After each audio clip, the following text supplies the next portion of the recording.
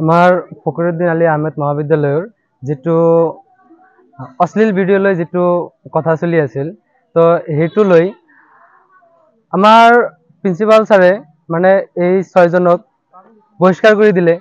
তো এই 6 জনক কিয় বহিষ্কাৰ কৰিব লাগে, কিয়নো এই অন্যায়ৰ বিৰুদ্ধে কেৱল সেই 6 জনে মাত মাতা নাই। আমি এফ এ আহমেদ মহাবিদ্যালয়ৰ সকলো ছাত্ৰ ছাত্ৰী মিলিজুলি প্ৰতিবাদ কৰিছিলোঁ এইটো। তো যদি নিলম্বন কৰিব লাগে আমাৰ কলেজ সকলো ষ্টুডেণ্টে কৰিব লাগিছিল।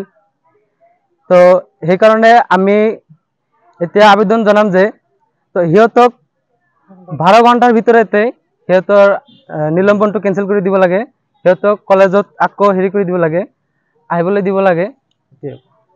ছাত্ৰসকলক নিলম্বন প্ৰত্যাহাৰ নকৰে তেতিয়াহ'লে কি সিদ্ধান্ত ল'ব আপুনি? চাওক, আজি ছাত্ৰ সমাজে প্ৰতিবাদ কৰিলে যদি নিলম্বিত হ'ব লাগে, এইটো গ্ৰহণযোগ্য নহয়। প্ৰতিবাদ কৰিব লাগিব, ছাত্ৰই প্ৰতিবাদ কৰিব লাগিব, অন্যায়ৰ বিৰুদ্ধে প্ৰতিবাদ কৰিব লাগিব। মহাবিদ্যালয়ৰ যি অধ্যাপক সমীৰুদ্দিন আলী আহমেদ ছাৰে যি অশ্লীল ভিডিঅ' ভাইৰেল হৈছিল, এই ক্ষেত্ৰত ক'বলৈ গ'লে যে ছাত্ৰ সমাজৰ প্ৰতি এটা ভাবুকি আনিছে আৰু এই 6 জন ছাত্ৰক অতি সোনকালে নিলম্বন পত্ৰ উঠাব লাগে, নহ'লে আমি গণতান্ত্ৰিকভাৱে আমি দক্ষিণ কামৰূপ জিলা সংখ্যালঘু ছাত্ৰ ইউনিয়নৰ তৰফৰ পৰা গণতান্ত্ৰিকভাৱে আন্দোলন কৰি তুলিবলৈ বাধ্য হ'ম।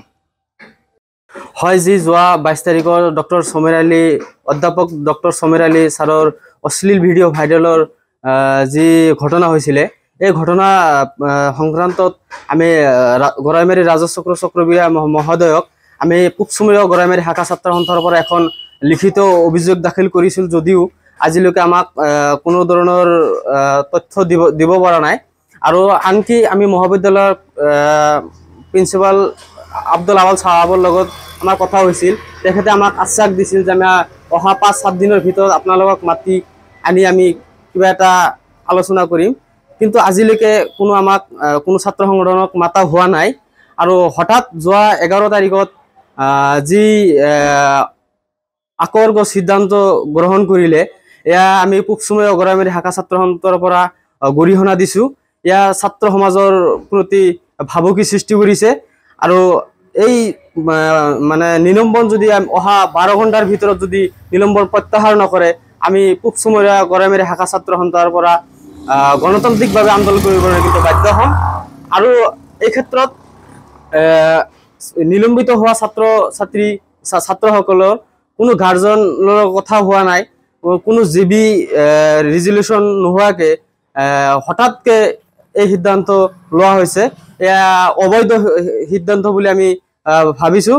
আৰু আজি এই নিলম্বিত হোৱা ছাত্ৰ কেইজনৰ অভিভাৱক আৰু আমি প্ৰিন্সিপাল মহোদয়ৰ লগত আলোচনা কৰিবলৈ আহিছিলোঁ, যদিও আজি কলেজত প্ৰিন্সিপালৰ মানে অধ্যক্ষৰ ৰুম তলা ওলোমা দেখা পৰিলক্ষিত হ'ল। আৰু কেইবাটা ডিপাৰ্টমেণ্টৰ মানে ৰুম তলা মাৰা আমাৰ দৃষ্টিগোচৰ হৈছে। কিন্তু এই ক্ষেত্ৰত চৰকাৰী অনুযায়ী এজন অধ্যাপক বা এজন শিক্ষকৰ ডিউটি যি 10টাৰ পৰা 5টালৈকে হ'ব লাগিব বুলি আমি জানো চবেই।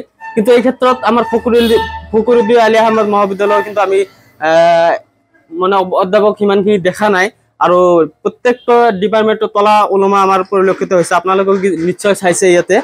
কিন্তু এই ক্ষেত্ৰত আমি হায়াৰ এডুকেশ্যন তথা ৰমেশ পেগু মহোদয়ক শিক্ষামন্ত্ৰীক আমি অনুৰোধ জনাওঁ যে এই কলেজখনৰ ওপৰত চোখা নজৰ দিয়ে, নহ'লে অন্যথাই কিন্তু এই কলেজখন ধ্বংসৰ পথত গতি কৰিছে।